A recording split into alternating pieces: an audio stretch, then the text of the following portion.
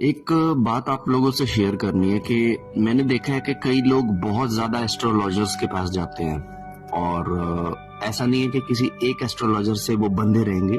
अलग अलग एस्ट्रोलॉजर्स के पास वो जाते रहते हैं और उनके बताए हुए उपाय हर वीक में करते हैं, हर मंथ में करते हैं, है ना। और ऐसा करते करते उन्हें 2-2.5 साल निकल चुके हैं अपनी प्रॉब्लम से ओवरकम करने के लिए।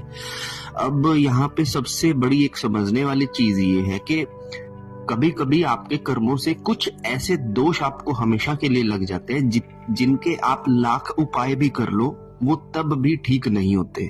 अब यहाँ पे एक चीज जो लैक करती है वो होती है हमारी पावर ऑफ एक्सेप्टेंस, कि जब तक हम अपनी दुख को, जिस दुख के अंदर हम हैं, जिसकी वजह से हम एक एस्ट्रोलॉजर से दूसरे के पास, दूसरे से तीसरे के पास जा रहे हैं, जब तक हम उसे एक्सेप्ट नहीं करते तब तक हमारा नया रास्ता खुलता नहीं है। और मैंने देखा है कि लोग एक प्रॉब्लम को लेके ढेरों एस्ट्रोलॉजर्स के पास चले जाते हैं, ढेरों फीसें उनकी दे देते हैं, सारे उपाय उनके कर लेते हैं और वो उपाय करने के बाद भी उनके जीवन में रत्ती भर फर्क भी नहीं पड़ता।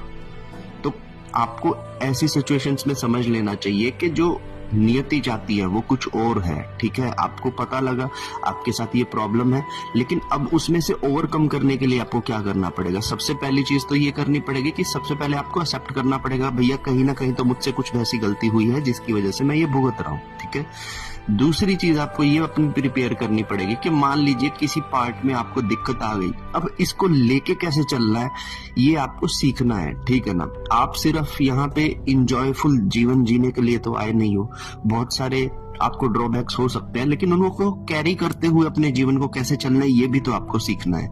आप जब भी कभी किसी 60-70 एज के किसी व्यक्ति से मिलोगे ना, बूढ़े व्यक्ति से मिलोगे, तो आपको समझ में आएगा कि उसकी लाइफ में भी कुछ ऐसे ड्रॉबैक्स थे जिनका किसी वास्तु ने, किसी एस्ट्रो ने इलाज नहीं किया और उसको कैरी कर कर वो लोग पूरा जीवन जीकर चले।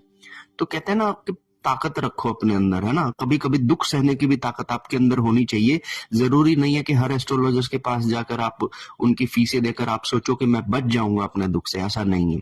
तो समझो, सीखो और अपनी शक्ति को बढ़ाओ और जो भी सिचुएशन है उसे दिल से हैंडल करो, एक्सेप्ट करो और उसको लेकर चलते रहो।